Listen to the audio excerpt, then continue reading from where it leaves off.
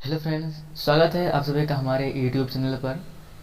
Video को समझने के लिए अंत तक जरूर देखें और यदि वीडियो समझ आए तो कृपया लाइक करें, सब्सक्राइब करें चैनल को और अपने दोस्तों तक जरूर शेयर करें। हेलो फ्रेंड्स, आज का जो हमारा टॉपिक है वो है types of seed based on endosperm. Endosperm के आधार पर बीज के प्रकार। और ये जो टॉपिक है ये न्यू एजुकेशन पॉलिसी 2020 के तहत सिलेबस में है और ये न्यू पैटर्न है जो टाइप्स ऑफ सीड के बारे में डिस्क्राइब किया गया है। Types of seed. Depending on the utilization of the endosperm, there are two types of seed. Endosperm के प्रयोग के आधार पर सीड दो प्रकार के होते हैं। तो यहाँ देखते हैं कौन कौन से होते हैं। तो पहला है एल्बुमिन सीड। एल्बुमिन सीड बीज। The endosperm provide nutrition to the developing embryo but remain even during the germination of the seed in this type।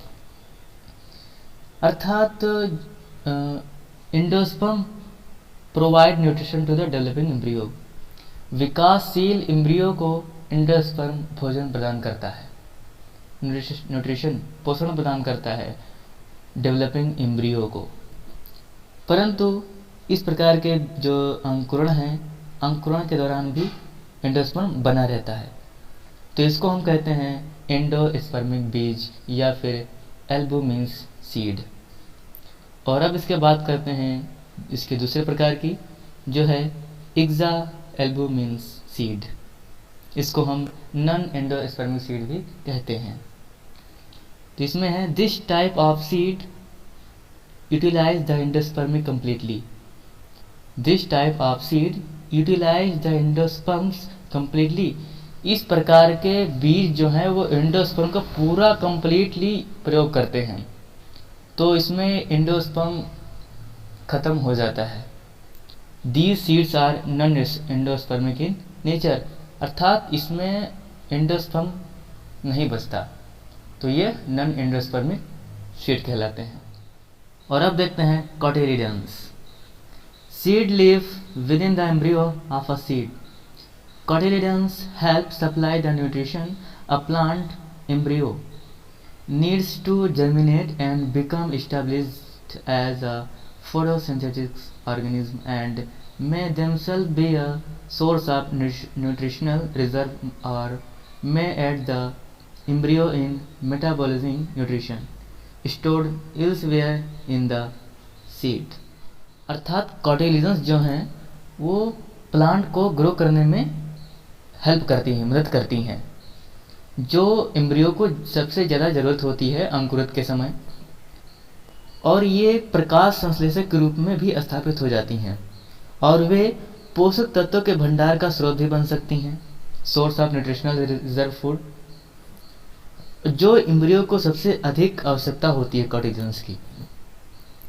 और ये संग्रहित भोजन को, पोषण को मेटाबॉलिक रिएक्शन में भी सहायता करती हैं, जो कि बीज में एक अत्यंत आवश्यक भाग है कोटिलिडन्स। और अब बात करते हैं मोनोकॉट और डाइकॉट के बारे में। मोनोकॉट्स एंड डाइकॉट, इसकी हिंदी होती है एक बीजपत्री और द्विबीजपत्री। Monocots differ from dicots in 4 distinct structural features: leaves, stem, roots and flowers. Whereas monocots have 1 cotyledons and dicots have 2 cotyledons.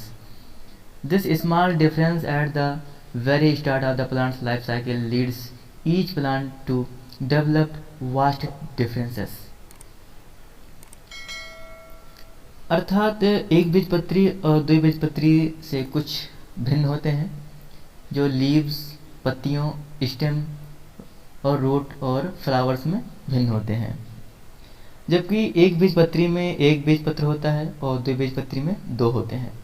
पौधे के जो लाइफ साइकिल, जीवन चक्र की शुरुआत में यह छोटा अंतर प्रत्येक पौधे के विशाल अंतर को विकसित करने के लिए प्रेरित करता है। अब हम इससे कुछ एग्जाम्पल देख लेते हैं कि यह कैसे यह भिन्न है, मोनोकॉट और डाइकॉट से कैसे भिन्न होता है ये। तो यहाँ देखते हैं डाइकॉट और मोनोकॉट्स कैसे एक दूसरे डिफर होते हैं। तो सबसे पहले बात करते हैं एम्ब्रियो की। एम्ब्रियो यहाँ पे 1 कोटिलिडन होता है, यहाँ पे 2 कोटिलिडन्स होते हैं। इसके बाद लीफ वेनेशन की बात करते हैं तो यहाँ पे पैरेलल लीफ वेनेशन होता है, पैरेलल होते हैं। और यहाँ पे नेट लाइक होते हैं, लीफ वेनेशन नेट लाइक।